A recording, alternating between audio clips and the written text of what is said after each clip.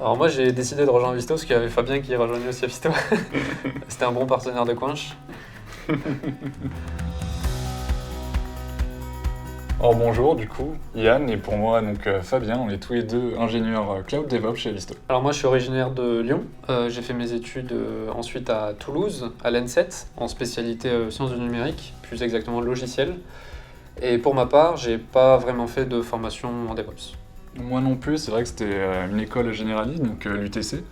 Donc c'est un cursus qui intervenait vraiment d'une manière large dans l'infrastructure des systèmes d'information.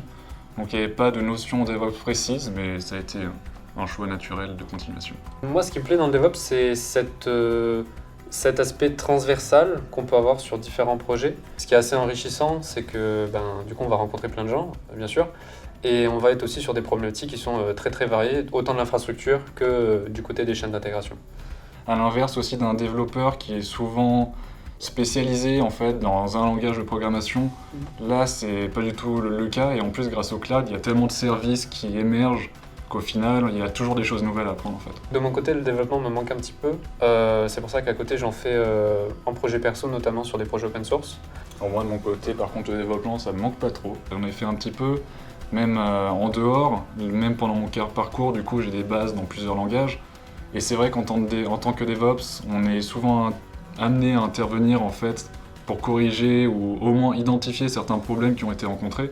Et à ce moment-là, en fait, pour mieux cibler et comprendre en fait la source du problème, ça c'est un énorme bonus. Les échanges avec les développeurs se passent globalement bien. Alors c'est vrai qu'on est la première ligne à déployer en production ou même en production, et on est les premiers à se rendre compte qu'il y a un problème lorsqu'on déploie l'application. Donc il faut leur faire remonter les problèmes, bien sûr, parce que c'est essentiel.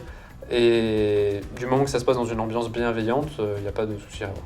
C'est ça, l'objectif c'est vraiment pas de faire un git blame en fait sur un fichier pour pouvoir identifier qui était à la source de la petite ligne de code qui posait problème. C'est vraiment juste pouvoir ensemble travailler pour que l'application marche comme c'était prévu. Le stage de fin d'études qu'on a effectué chez Avisto était vraiment autour du thème du cloud hybride. Donc on s'est intéressé en fait à la résilience et à la scalabilité d'une application, donc dans notre cas c'était assez précis, c'était Jenkins, qui permet en fait d'avoir des chaînes d'intégration continue. Donc l'objectif c'était vraiment de pouvoir utiliser au maximum les serveurs de l'entreprise, mais quand nécessaire, profiter et bénéficier des avantages du cloud. Aujourd'hui, pour ma part, j'ai rejoint Avisto au sein d'une équipe interne de 4 DevOps, avec laquelle j'aide les équipes de développement sur plusieurs projets. Et voilà, donc je les aide sur toutes les problématiques chaîne d'intégration, mais aussi Kubernetes avec des technologies qui sont émergentes comme Dayspace ou Helm. De mon côté, maintenant, moi je suis consultant du coup chez une grande entreprise dans le secteur de l'énergie. Donc j'ai intégré leur équipe infrastructure. Donc en reprenant un petit peu le sujet qui avait été découvert lors du stage comme Kubernetes. Donc c'est vraiment quelque chose que j'utilise au quotidien pour aider en fait à mettre en place l'infrastructure au sein de toutes les différentes équipes chez ce client-là. Donc tout en découvrant aussi en même temps pas mal de nouvelles technologies comme Argo CD, entre autres, et Terraform qui sont vachement intéressantes dans notre domaine. Ce qui me plaît le plus chez Avisto du coup et ce qui m'a poussé à rester, c'est vraiment le sentiment un petit peu, bon, ça, sans être trop cliché, mais famille, c'est-à-dire que même quand on est consultant, d'habitude, dans beaucoup d'entreprises, on va juste être dispatché chez les clients différents.